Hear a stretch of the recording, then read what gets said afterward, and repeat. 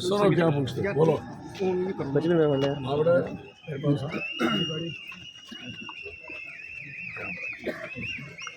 जी sir. किस तरह के नतीजे आ रहे हैं अभी चुनावों के, किस तरह से देख रहे हैं आप?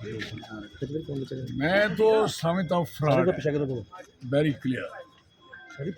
और दूसरा नंबर,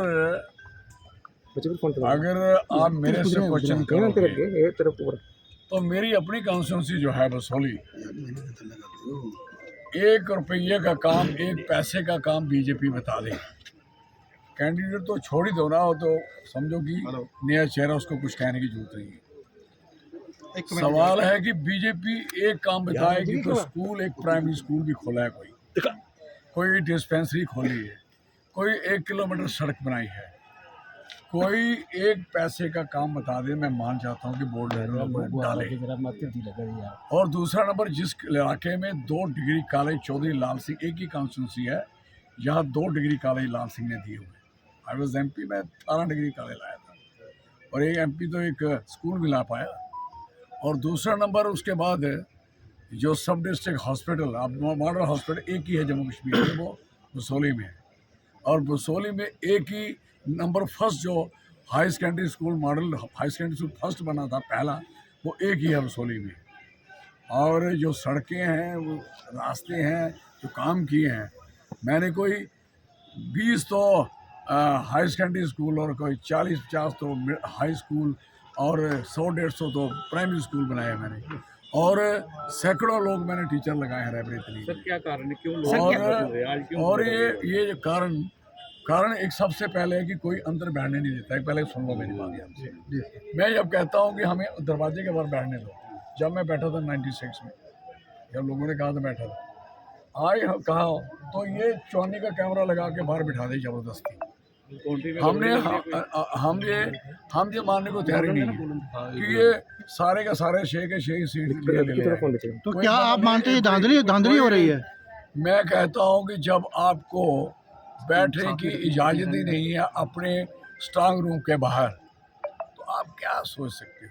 और दूसरा नंबर, जो बदमाशी है, आप नोट करना मेरी बात, पूरे जम्मू सूबा में आप नोट करोगे, आप ये जाके जम्मू वाले MLA को पूछो, कठुआ वाले को पूछो, किसी को पूछो, पूरी रात एक जो जिस दिन सेकंड डे बोर्ड पढ़ने हैं, पूरी रात शराब और गाड़ियाँ टूटी हैं लोगों की।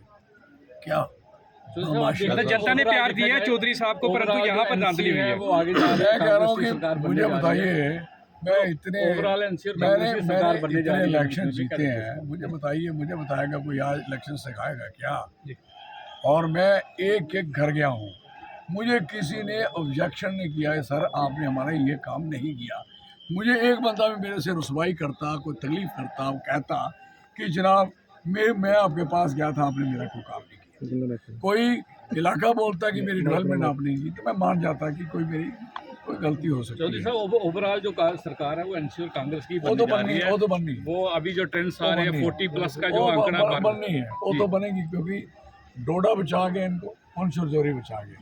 जम्मू का जो हमारे 3-4 ज़िले हैं, इनमें इतना बकवास हुआ, इतना गड़बड़ी हुई है, आप सोच नहीं सकते। क्योंकि यहाँ हो सकती हैं, वो लोग नहीं होने देते, उनमें दम है, नहीं होने देते। कश्मीर में घुसने नहीं देते, डोडा किश्तवाड़ में इनका हाल वो करने नहीं देते, पुंछ चोरी में करने देते। अब यूँ बेहतर है, अगर इनको पता होता सरकार हमारी बननी है तो ये 5 नॉमिनेटेड सीट क्यों डिक्लेयर करते, बताइए मुझे।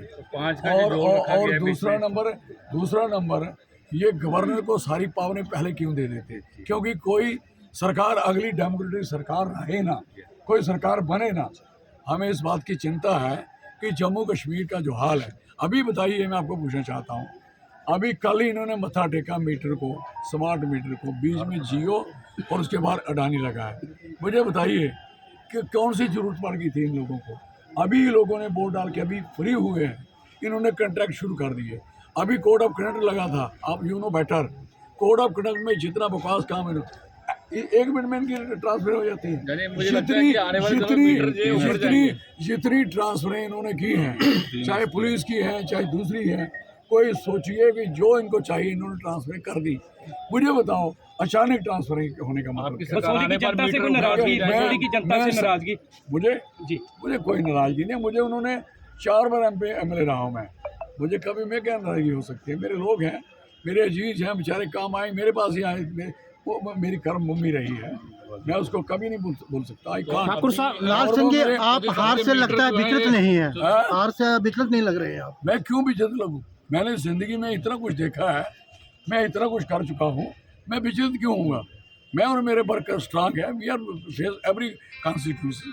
मेरे से ज़्यादा मैं 6 साल से लड़ रहा हूँ गवर्नमेंट के साथ, सरकार के साथ लड़ रहा हूँ, खड़ा हुआ अकेला और आपके सामने सड़कों में रहा हूँ, मैंने परवाह नहीं की किसी की। और मुझे विचलित करेगी हार, कौन सी हार? मैं कोई हार शार नहीं मानता। तो सर दर्शन ठाकुर का कहना है कि बसोली की जनता बदलाव चाहती थी। मैं कहता हूँ सरकार बनने के बाद जो होगा, पहले सुनिए, जो गवर्नर की पावरें हैं वो जिसको दी हैं, वो उसके पास, गवर्नमेंट के पास पावरें रहती कितनी हैं, होती कितनी है? डेमोक्रेसी का कत्ल कितना तक हो सकता है? कहाँ तक लोकतंत्र बच सकता है?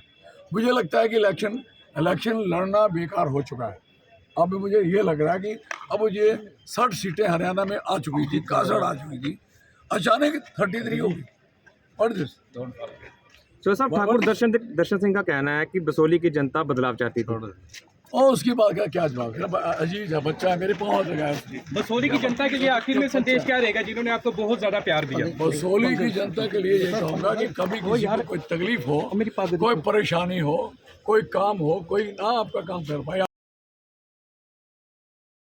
हो चुका है। सरकार आपकी बनने जानी रही, सरकार हमारी बन जानी है। आपका सत्यानाश कर दिया है, आपके जो हुआ है, जो भी हो चुका है,